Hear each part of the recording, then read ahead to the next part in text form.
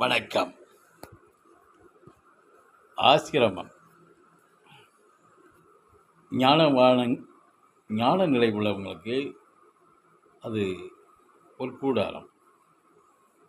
அதே ஆசிரமம் இப்போதைக்கு எப்படி இருக்குன்னா, கயவர்களின் கூடாரமாகவும், தன் பெருமை பேசக்கூடிய அவர்களின் கூடாரமாகவும், சோம்பேறிகளின் கூடாரமாக அமைந்து கொண்டு இருக்கிறது. ஆசிரமம்னா புனிதமானது. அந்த புராண காலத்தில் இருந்தே ஆசிரமத்தை பற்றி நூல்கள் இருக்கிறது. அவ்வளவு புனிதமானது ஆசிரமம். இப்போது ஆசிரமம் அப்படியாக இருக்கிற மாதிரியா இல்லை.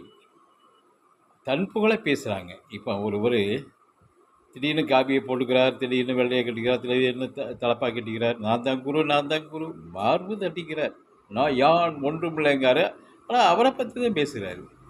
அப்படிப்பட்ட ஒரு பெருமை பேசக்கூடிய இறையை உணர்த்துவதில்லை, இறையை பற்றி பேசுவதே இல்லை. யாம் ஒன்றுமில்லைங்காரு. ஆனால் என்ன சொல்கிறான்னா, நான் குரு, என்னை பின்பற்று, அப்போ அப்படி இப்படி, இதுதான் பேச்சு. யூடியூப்பில் அவர் தான் கொஞ்சம் அதிகமாக வருகிறார். அது நான்கிறதுக்கு இடமே இல்லை. இன்னமும் செதுக்கப்பட வேண்டும். அப்படி நபர் செதுக்கப்பட வேண்டும். அவருக்கு கொஞ்சம் வியூவர்ஸ் ஒரு ரொட்டீனாக ஒரு 10-20 பேர் கையில் இருக்கு. அவங்க நேம் தான் வருது. குருவே சரணம், அதே சரணம், இதே சரணம் அவங்க தான் போட்டுக்கிறாங்க. இது நல்லா இல்லை.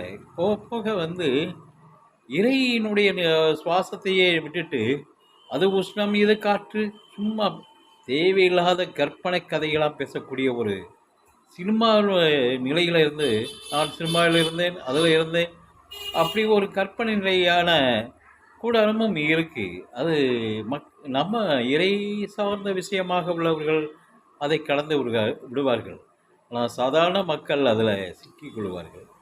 அதை சிக்கி உண்மையான இறைநிலையை அடைய முடியாமல், பெற முடியாமல் அவஸ்தைப்படுவார்கள்.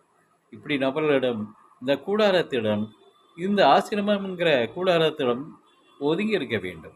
இப்போதைக்கு ஆசிரமம் ஒரு புனிதமான இடமாக தெரியவில்லை.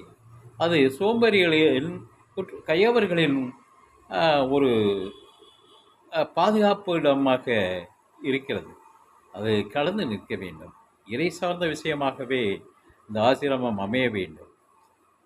அது சோம்பேறிக்கும் அல்ல, கயவர்களுக்கும் அல்ல, இறைநிலையான நபர்களுக்கு தான் அதனுடைய புனிதம் உண்டு. அதை புனிதத்தோடு வாழ வேண்டும்.